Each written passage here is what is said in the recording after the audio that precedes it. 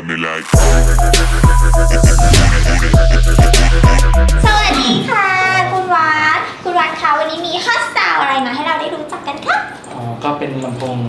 กุนซือนะฮะ ค่ะ รุ่นที่เป็น6นิ้ว8นิ้วแล้วก็แหลม ทำไมต้องชื่อแบรนด์กุนซือนะคะดูแบบว่าเป็นผู้เชี่ยวชาญมาก ก็ตามคาแรคเตอร์ลำโพงnumber one speaker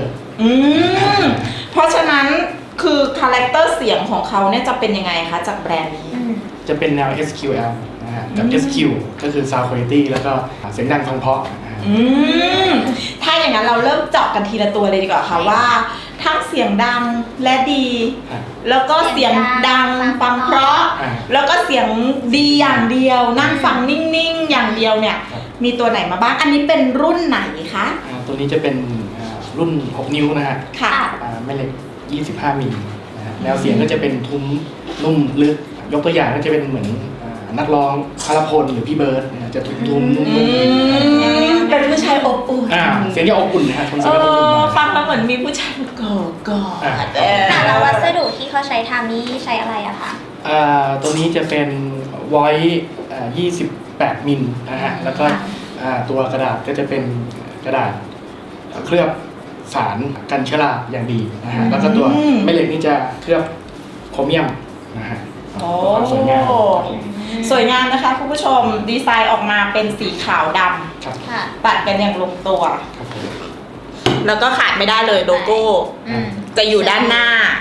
แล้วมาตรงนี้ล่ะคะ ตัวนี้จะเป็นรุ่น8นิ้วนะฮะวัสดุที่นำมาผลิตลำโพงกุนซือรุ่น8นิ้วนะฮะก็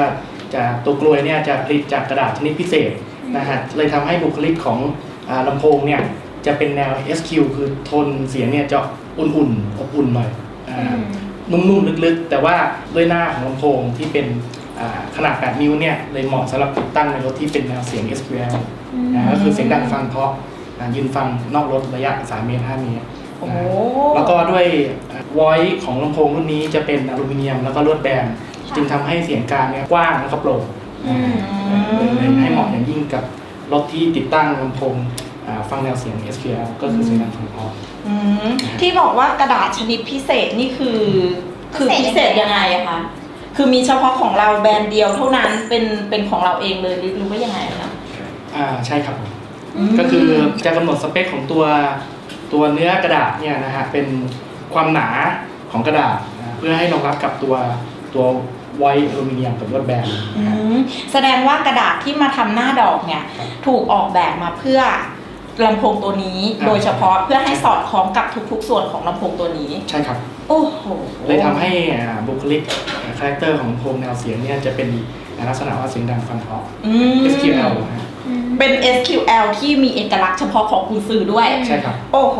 อีกหนึ่งตัวค่ะตัวนี้มาคู่กันเลยใช่ครับตัวนี้ก็จะเป็นตัวเสียงแหลม4 นิ้วจะไม่เหมือนเสียงแหลมธรรมดาทั่วไปก็คือแม่เหล็กจะหนากว่า